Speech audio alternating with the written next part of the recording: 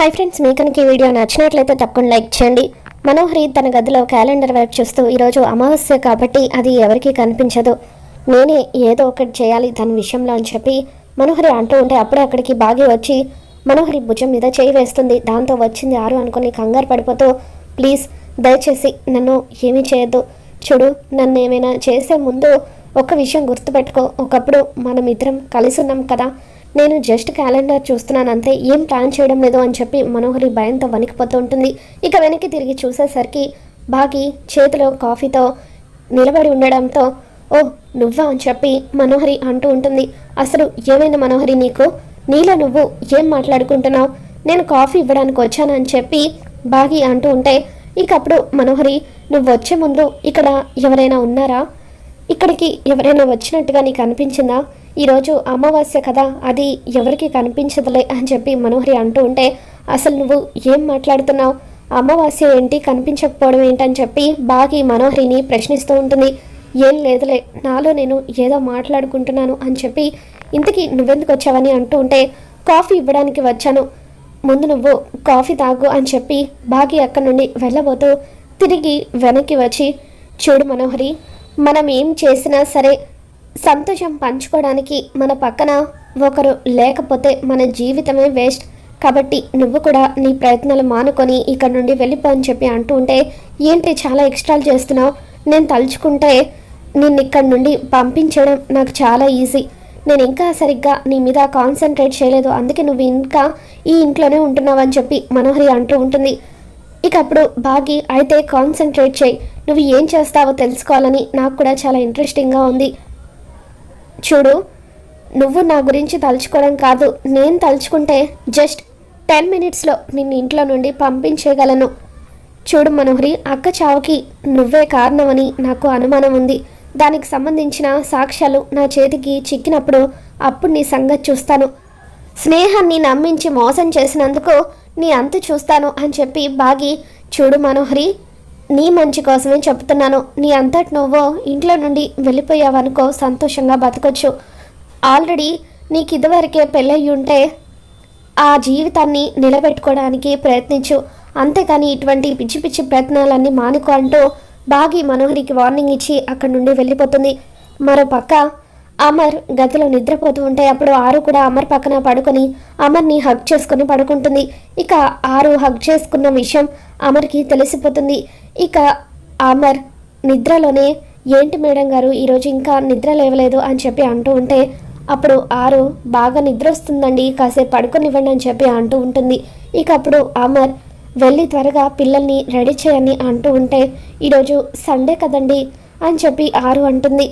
సరే నేను జాగింగ్ అయినా వెళ్ళొస్తాను అని చెప్పి అమర్ నిద్ర లేచేసరికి పక్కన ఎవరు కూడా కనిపించరు. ఇక ఆరు కూడా కంగారు పడిపోతూ ఇక బెడ్ మీద అలా కూర్చొని ఉంటుంది. అప్పుడే బాగి కాఫీ తీసుకొని అక్కడికి వస్తుంది. ఇక అమర్ అటు ఇటు కంగారుగా చూస్తూ ఉంటే బాగి, మీకోసం నేను కాఫీ తీసుకొచ్చాను అన్నట్టుగా సైగ చేస్తూ ఉంటుంది. అమర్ కాఫీ తీసుకోకుండా అలాగే కూర్చొని ఉంటాడు. అప్పుడు బాగి అక్కడున్న టేబుల్ మీద కాఫీ పెట్టేసి, ఏమైందండి మీకు, ఎవరితో మాట్లాడుతున్నారు అని చెప్పి అంటూ ఉంటే ఇక అప్పుడు అమర్, ఏం లేదు అని చెప్పి అంటూ ఉంటాడు.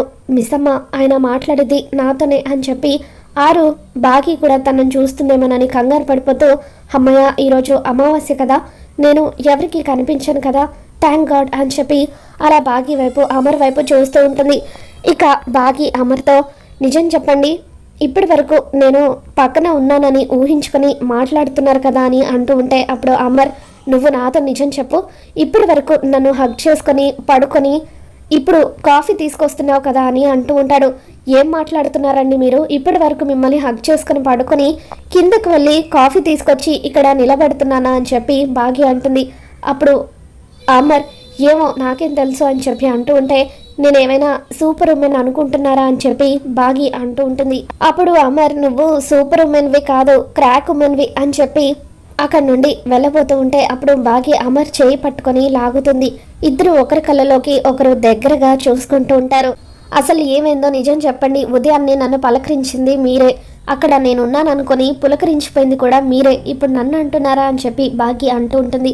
అలా అమర్ బాగి ఇద్దరు కూడా దగ్గరగా ఒకరినొకరు చూసుకుంటూ ఉంటే ఆరు, కళ్ళు మూసుకొని అయ్యో నేను ఇప్పుడు బయటకు వెళ్ళాలి అని చెప్పి ఎప్పుడు చూసినా వీళ్ళిద్దరూ గొడవ పడుతూనే ఉన్నారు, ఇలా అయితే వీళ్ళిద్దరూ కలిసి ఉండేది ఎప్పుడు అని చెప్పి అనుకుంటూ ఉంటుంది. ఇక అలా అమర్ బాగి ఇద్దరు ఒకరినొకరు కాసేపు చూసుకున్న తర్వాత అప్పుడు బాగి నిజం చెప్పండి, ఎందుకు నేనున్నానని మీరు ఊహించుకున్నారని చెప్పి అంటూ ఉంటే అప్పుడు అమర్ ఆ స్పర్శ నాకు 6 స్పర్శలాగా అనిపించింది, నా గుండెల మీద చేయి వేసింది 6 లాగా అనిపించిందని చెప్పి అంటూ ఉంటే 6 ఎమోషనల్గా అమర్ వైపు చూస్తూ ఉంటుంది. బహుశా తను లేని జీవితానికి నేను ఇంకా అలవాటు పడలేదేమో, 6ని ఇంకా నేను ప్రాణం కంటే ఎక్కువగా ప్రేమిస్తూనే ఉన్నాను అని చెప్పి అమర్ ఎమోషనల్ అవుతూ అక్కడ నుండి వెళ్ళిపోతాడు. అమర్ మాటలకు 6 కూడా ఎమోషనల్ అవుతూ ఉంటుంది. ఇక బాగి బెడ్షీట్లన్నీ సర్దుతూ అమర్ మాటల గురించి ఆలోచిస్తూ ఉంటుంది. మరో పక్క గుప్తా యమధర్మరాజు ఇద్దరు కూడా బయట 6 కోసం అని చెప్పి ఎదురు చూస్తూ ఉంటారు. ఆ బాలిక ఎప్పుడు ఇక్కడికి వస్తుందో అప్పుడు మనం బంధించి తీసుకెళ్ళిపోవాలి అని చెప్పి యమధర్మరాజు అంటూ ఉంటే అప్పుడు గుప్తా అది అంత సులువైన విషయం అయితే నేను ఇన్ని రోజులు ఇక్కడ ఎందుకుంటాను ప్రభు అని చెప్పి అంటూ ఉంటాడు. చూడు గుప్తా, ఆ బాలిక ఇప్పుడు ఇక్కడికి వచ్చిందా అని చెప్పి యమధర్మరాజు అంటూ ఉంటే అప్పుడు గుప్తా లేదు ప్రభు అని చెప్పి అంటూ ఉంటాడు. ఇప్పుడు ఇక్కడికి వచ్చినదా అని చెప్పి మరొకసారి యమధర్మరాజు అంటూ ఉంటాడు. ఏంటి ప్రభు పదే పదే ఇప్పుడు వచ్చినదా అంటున్నారు, మనం ఇక్కడ ఉన్నామన్న విషయం తెలిస్తే అసలు ఆ బాలిక ఇక్కడికి ఎందుకు వస్తుంది, రాను కాక రాదు అని చెప్పి అంటూ ఉంటే ఏంటి గుప్తా, నువ్వు కూడా శాశ్వతంగా భూలోకంలో ఉండి వైభోగాలు అనుభవిద్దాం అనుకుంటున్నావా, జల్సాలు చేద్దాం అనుకుంటున్నావా అని చెప్పి గుప్తాతో యమధర్మరాజు అంటూ ఉంటే ఏంటి ప్రభు మీరనేది, నేను ఇచ్చట వైభోగాలను అనుభవిస్తున్నానా, నా కష్టాల గురించి మీకు ఏం చెప్పగలను, నేను ఇక్కడికి రాగానే ఆ నిండు కుండలతడి వాడు నన్ను ఎన్నో మాటలు అన్నాడు, జైలుకు కూడా వెళ్ళాను, అలాగే ఇక్కడ రకరకాల మనుషులతో రకరకాల మాటలు పడ్డాను, తోటమాలి వేషం వేశాను, ఈ ఇంటికి బండెడి చాకరీ చేశాను అని చెప్పి అలా గుప్తా తన కష్టాలన్నీ చెప్పుకుంటూ చూడండి యమధర్మరాజా, నా ఉంగరాన్ని తస్కరించినట్టుగా ఆ బాలిక కూడా మీరు తన మీద సంధించి తీసుకువెళ్ళాలనుకున్న విషయం గనక ఆ బాలికకు తెలిస్తే నా ఉంగరంలాగా మీ యమపాసాన్ని కూడా తస్కరిస్తుంది, జాగ్రత్త అని చెప్పి గుప్తా యమధర్మరాజుని హెచ్చరిస్తూ ఉంటాడు. ఏదో ఒక ప్రణాళిక సిద్ధం చేయాలి గుప్తా, ఒక పని చేద్దాం, నువ్వు పాములు పట్టేవాళ్ళలాగా మారిపో, నేను సర్పంలాగా మారిపోతాను, ఆ బాలికకు వినపడేలాగా ఇంట్లోకి సర్పం జ్వరబడిందని చెప్పి గట్టిగా అరువు, అప్పుడు ఆ బాలిక తన పిల్లల్ని సర్పం ఏదైనా చేస్తుందేమోనని కంగారు పడుతూ బయటకు వస్తుంది, లేదంటే ఇంట్లో వాళ్ళందరూ బయటకు వచ్చిన తర్వాత ఆ బాలిక లోపలే ఉంటుంది కదా, నేను యమధర్మరాజులాగా మారిపోయి ఆ బాలికను పాశంతో సంధించి మన లోకానికి తీసుకువెళ్తానని చెప్పి తన ప్లాన్ గురించి గుప్తాకి యమధర్మరాజు చెబుతూ ఉంటాడు. దాంతో మీ ప్లాన్ బాగుంది ప్రభు అని చెప్పి సరే ఇప్పుడే మనం మారిపోదామంటూ పాములు పట్టేవాళ్ళలాగా గుప్తా సర్పంలాగా యమధర్మరాజు ఇద్దరు కూడా మారిపోతారు. ఇక అప్పుడు పాము రూపంలో ఉన్న యమధర్మరాజును చూసి పాము పాము అంటూ గుప్తా గట్టిగా అరుస్తూ ఉంటే అప్పుడు యమధర్మరాజు ఓరి అరమెదడు గుప్తా, నేను యమధర్మరాజుని అని చెప్పి ఆ సర్పం మాట్లాడుతూ ఉంటుంది. దాంతో ఓ ప్రభు మీరా రండి బుట్టలోకి అని చెప్పి తన చేతిలో ఉన్న బుట్టను చాపడంతో ఆ బుట్టలోకి సర్పంగా ఉన్న యమధర్మరాజు వెళ్ళిపోతాడు. ఇక ఆ తర్వాత వెళ్ళి నన్ను కొంచెం దూరంలో వదిలేస్తే లేదంటే ఆ ఇంట్లో వాళ్ళకు అనుమానం కలుగుతుంది అని చెప్పి యమధర్మరాజు అంటూ ఉంటే బుట్టలో ఉన్న పామును తీసుకువెళ్ళి గుప్తా ఇంటి దగ్గరలో వదిలేస్తాడు. ఆ ఇంట్లో మనుషులు అసలే విచిత్రంగా ఉంటారు ప్రభు, ఒకవేళ మీరు నిజమైన సర్పం అనుకొని మిమ్మల్ని ఏదైనా చేస్తారు, జాగ్రత్త అని చెప్పి గుప్తా అలా బూర ఊదుతూ పాములు పట్టేవాళ్ళలాగా అమర్ ఇంట్లోకి వస్తూ ఉంటాడు. మరి రాబోతున్న ఎపిసోడ్లో ఏం జరగబోతుందో మళ్ళీ మన ఛానల్లో తెలుసుకుందాం. మీకు కనుక ఈ వీడియో నచ్చినట్లయితే ఒక లైక్ చేయండి.